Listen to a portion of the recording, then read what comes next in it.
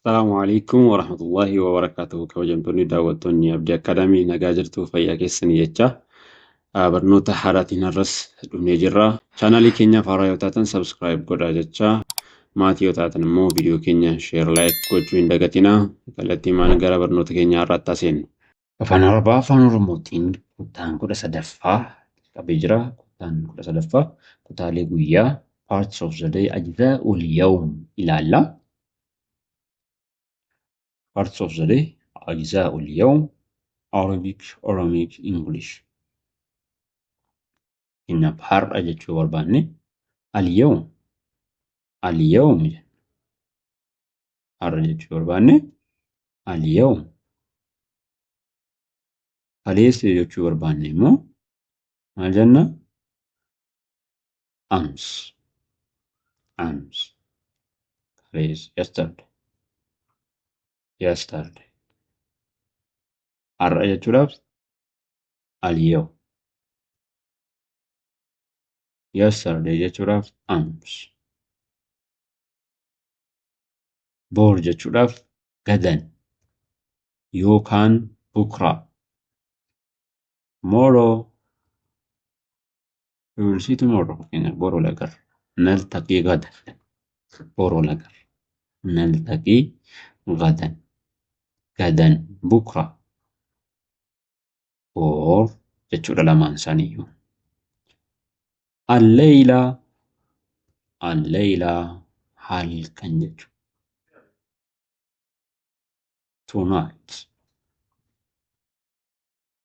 الليلة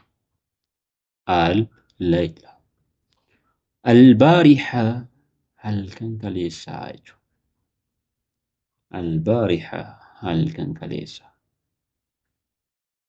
الصباح يوكان الصباح يجسننينا غنم يجو غنم الصباح morning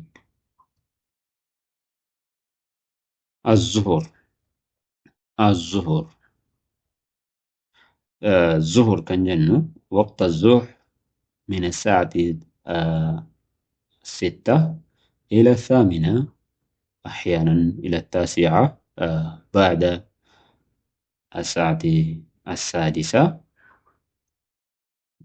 بعد الساعة 6 الظهر كجنو الظهر وقتي ظهر كجنو ولكيس قويا الراكاسي هم ساعتي سديت وكان هم ساعتي سقل ساعتي جروسان لا ولكيس قويا توسا مالين بيكني ونجتن أدون يرو كيتا سميت يوكان وقت يوكان سميت يرو تاتو يرو أبتني gaddu keessan ilaaltan miila keessan jalatti yeroo badduu sanarraa kaasee jechuudha. Erga isheen gara lixaatti xiqqoo jallattee boodarraa kaasee yeroo sanatti az-zuhur jedhama. Waqta az-zuhur nuun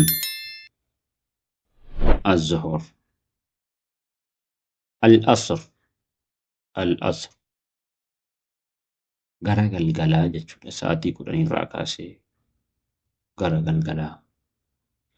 معلما الأسر حما أدلتوت الأسر وقت الأسر جلا ويا يروقو قوني لالو جلا المغرب لتعدويتو مغرب أكو مهدو لتين حمدو كناوت سنجدوت المغرب جلا المغرب sunset المساء كانتان المساء قلقلة evening يوم قويا أيام قويودا days في أي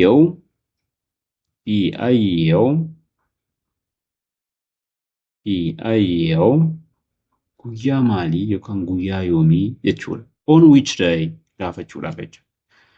Fi ayyoom yeroo beellama qabattan namicha guyyaa kam akka ta'e gaafachuu barbaaddan fi ayyoom gaafas ni deebisu immoo fi yoom jedhee isinii deebisaa jedhe. Fi yoomul khamiis fi yoomil jumu'aa fi yoomis sabt jedhee isinii qabudha. Fi ayyoom guyyaa kam guyyaa maalii guyyaa akkasii jechuudha barbaadan immoo fi yawm jettanii guyyaa sana bakka iddoo duwwaa sanatti guutuu jechuudha. Fi yawmi as-sabt, fi yawmi al-ithnain guyyaa wiixataa, fi yawmi al-ithnain fi sa'ati thaniya wan nisf fakkeenya guyyaa kamisaa sa'aatii 2:00 irratti jechuudha. Haala kanaan beellama qabachuu dandeenya jechuudha. Tolee hordoftoonni keenya ammas qabiyyeen keenya kutaa 13ffaa keessa jirtu baay'ee gabaabduu fi baay'ee murteessituudha. Kanaafuu qabiyyee itti aanu asumaan siinii eereen darba. Qabiyyeen itti aanu kutaa 14ffaa maqaa ji'oota waggaa kan ilaallu ta'a jechaadha. Fulbaana, Onkololeessa jecha Arabiffaan kan isin barsiifnu ta'a. The name of months, asmaa'u shuhur sana. Maqaa ji'oota waggaa jechuudha. Asmaa'u shuhur sana. Maqaa ji'oota waggaa Arabiffaan. Asmaa'u shuhur sana kan jedhu ta'a. Marsaa 14ffaatiin kan ilaallu.